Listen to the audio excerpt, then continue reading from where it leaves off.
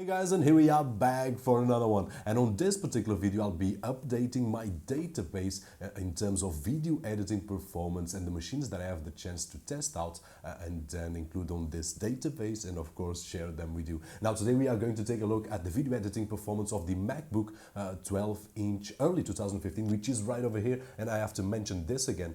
Actually, I did just review a USB Type-C multi-port adapter, and I'll post a link somewhere around over here for the MacBook. And I said this on that video, I have to give to Apple that regardless if this machine is for me or not, or if it's for any of you or not, in terms of design, in terms of lightweight, this is just a awesome or a gorgeous machine.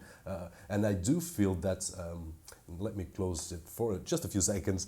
I do feel that my MacBook early 2015 MacBook Pro in this particular case, sorry, 13-inch is a good laptop for portability.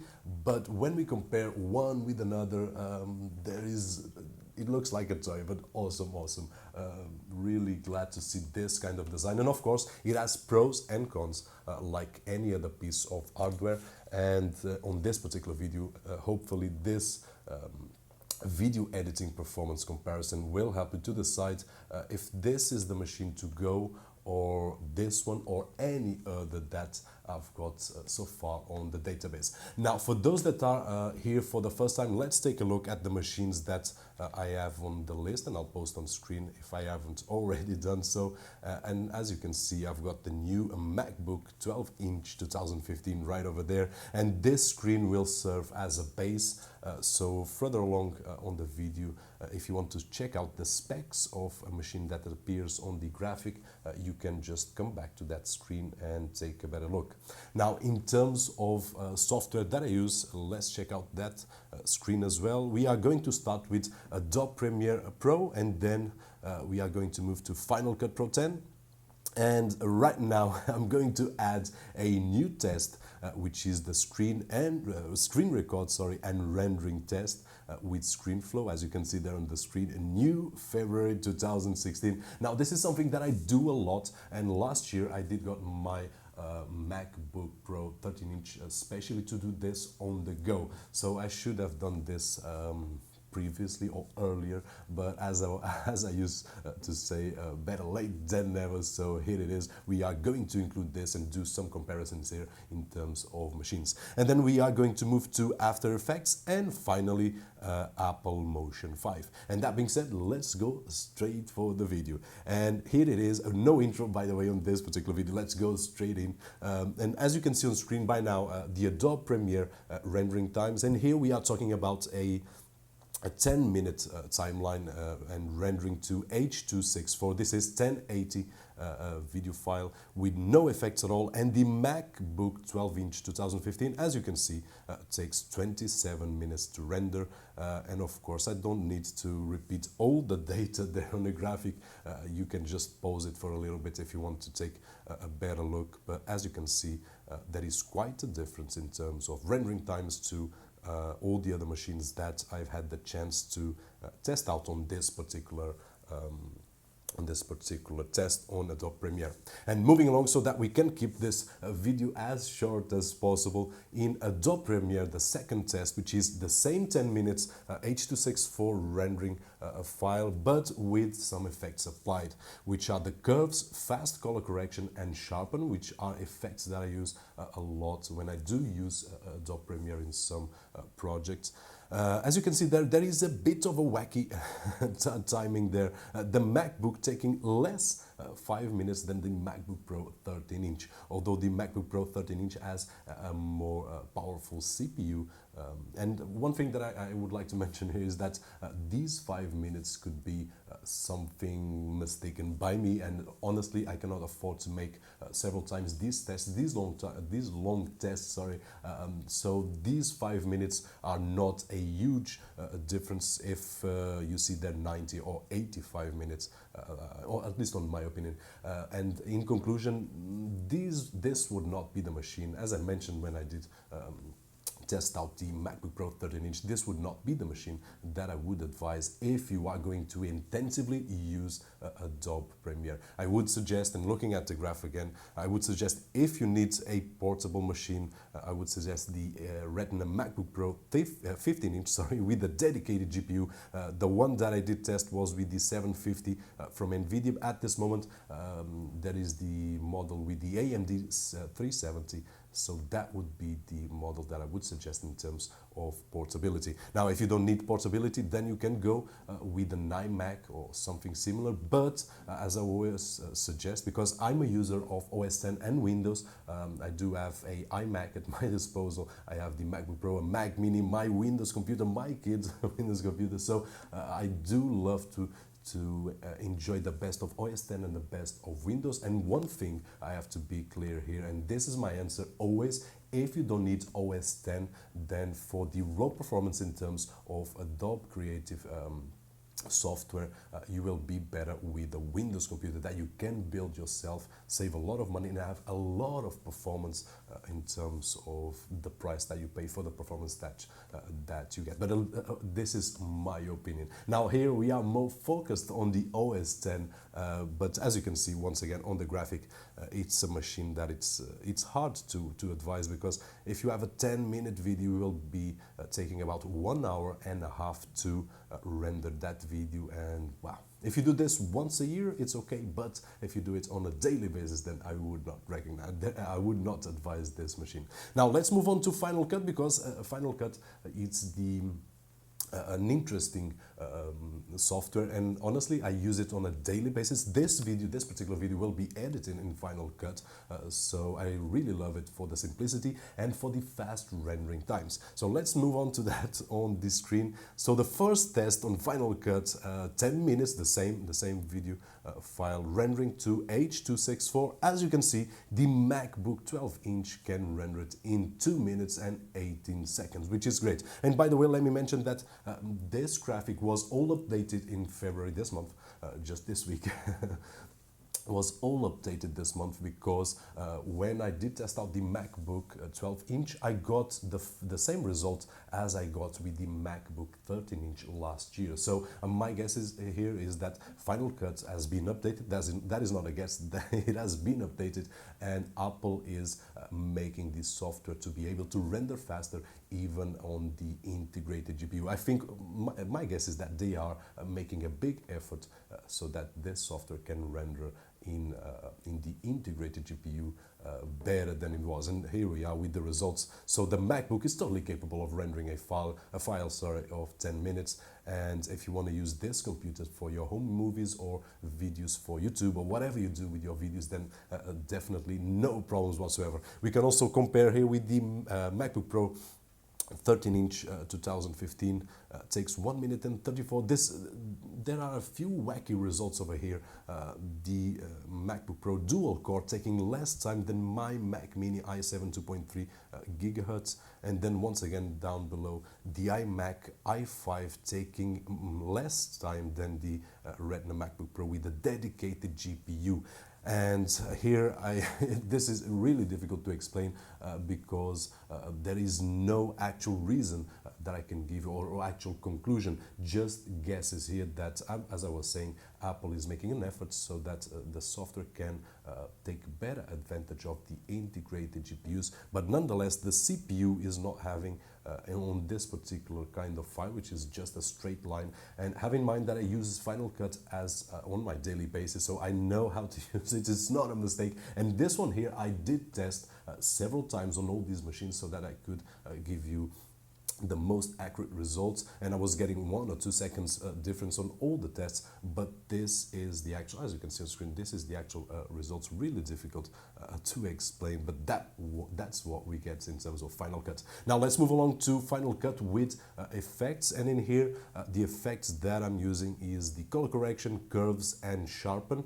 Although they are not called these, names, and that's why I have their under colons, but they are with the same results as we have on Adobe Premiere. So as you can see here, we have a more straight graphic, and the MacBook, as expected, takes more time than all the other machines, taking 13 minutes and 22 seconds, and then the Retina MacBook Pro 13-inch taking 10 minutes, along with the Mac Mini taking almost the same time, which is this is negligible. These seconds are nothing, so 10 minutes for each, and then the iMac taking 7 minutes, and then the Retina MacBook Pro with i7 CPU and a dedicated GPU taking a lot less time, 2 minutes and 25 seconds, which is great. So if you are a user that will be using, sorry for the redundancy, a lot of effects, then I would suggest, once again, for portability, the MacBook Pro 15-inch.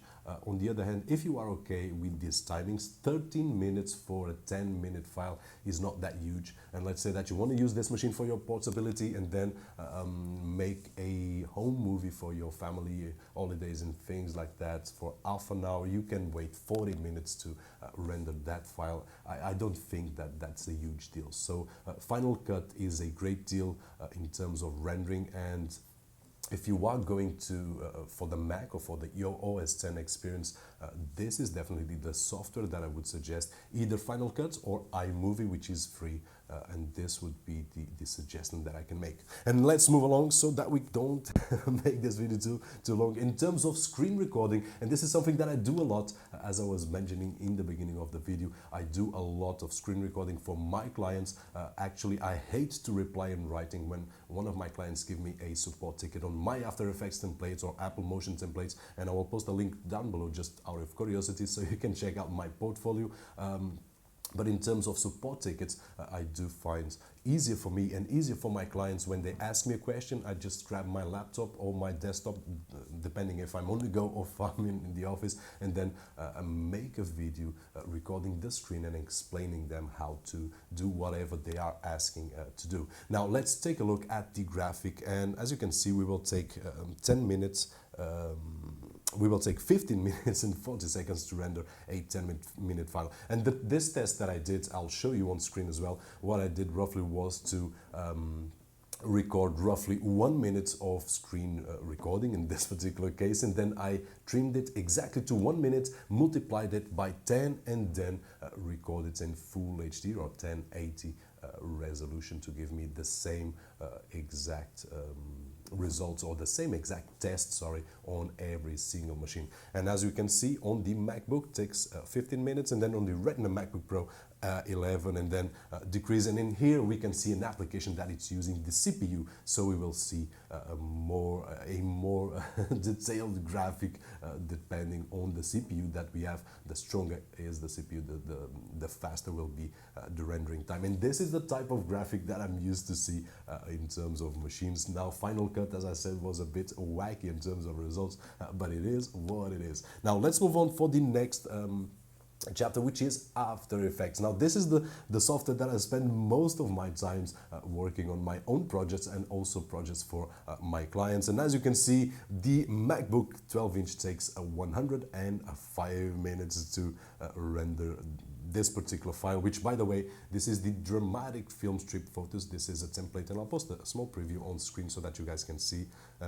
This was a template developed by me back in 2013, if I'm not mistaken. It was not the most successful one, but it was fun to do, and it is a heavy template. Now, it takes 105 minutes. If I translate this to hours, it is 1 hour 45 minutes, if I'm not mistaken. So it is a huge timing to render one of these files. And then you can see all the other machines going up to the new Mac Pro, well, not new, but Mac Pro 2013, late 2013. That is the most or the fastest machine that I've got on that graphic, taking only 21 minutes. But I would say that the sweet spot in terms of portability is the MacBook Pro 15-inch, and in terms of desktop would be either the iMac 5K at this moment or a desktop Windows machine, because once again, After Effects is not limited only to OS X. We can use it in Windows, and that's the way that I use when I'm using After Effects on my Windows machine. But In terms of the MacBook 12-inch, what I could say is that if you use After Effects, or if you are thinking of using After Effects intensively, this would not be the machine that I would suggest. As you can see, I already mentioned the sweet spot over there. But if you want a machine for portability, and then probably once in a year do a animation or just buy a template, once again check out my portfolio. I got some really nice things over there. If you want to buy a template, and on the Christmas or in your holidays, just make changes to that template, including your own pictures and so on and so forth, and then render that project once or twice a year. That's not a huge deal. If you work, on the other hand, every day, then this is not definitely the machine that I could suggest, especially if you are delivering projects to your clients. And let's move on for the next one, which is After Effects Ray Tracing. And by the way, this will be the last time that I will be showing this test over here, because ray tracing, even me that I work every day with After Effects, I'm using less and less ray tracing, so I will, unless many of you ask me, hey Robert, do not remove ray tracing, because there are no news here. There is no computer with no dedicated GPU that can pass this test. It's really intensive, just a 6 seconds test, but takes, as you can see, a lot of time by the graphic.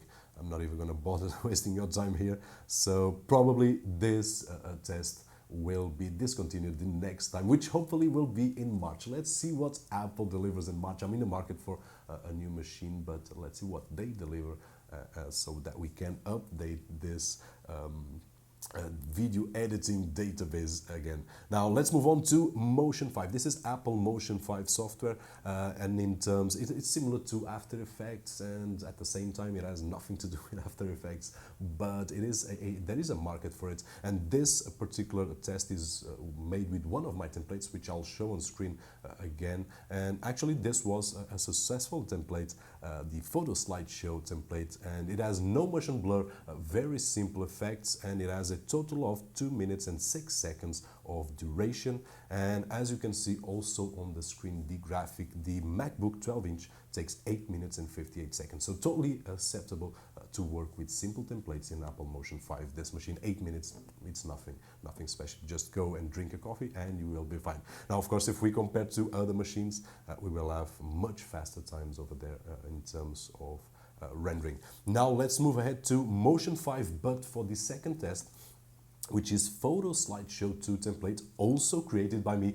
By the way, everything, all the templates that I tested are created by me, and this one was another successful template, both in the After Effects version and also in the Apple Motion 5 version, because I did create 2 of them, and while I'm talking, I'm probably showing you the preview. Now, the biggest change from this template to the previous one is that this one uses motion blur, and motion blur on Apple Motion 5 pushes a lot from the GPU, not so much from the CPU, but a lot from the GPU. And showing you the graphic, this template is a bit short. It has 1 minute and 53 seconds of duration, and for the MacBook 12-inch takes 110 minutes, and this is 1 hour and 1 hour and 50 minutes, that is it, almost 2 hours to render this particular template, which is once again a lot. And this, I would give the advice that I did to After Effects, is if you just use it once a year, it will be okay. But if you use it on a daily basis, then this, once again, is not the machine for that, as the Retina MacBook Pro 13-inch, as I mentioned last year, is not the machine for that. And the sweet spot, once again, will be in terms of portability, the Retina MacBook Pro 15-inch with a dedicated GPU. And if we go desktops, then once again, the iMac 5K Retina display, which I've got the result right over there, 8 minutes and 44 seconds, and probably the new 5K that was released last year in 2015 take a little bit less, but in terms of sweet spot, we are right over there. And that is it, guys. So in terms of the overall picture, in terms of video editing, just to conclude here, if you want to go for a machine like this, which once again, it's gorgeous in terms of portability, it's one of the best machines, at least on my opinion, in the market right now. So if you want to go with a machine like this, these are the limits that you are going to find in terms of video editing. I would not say to purchase it. I would not say to not to purchase it.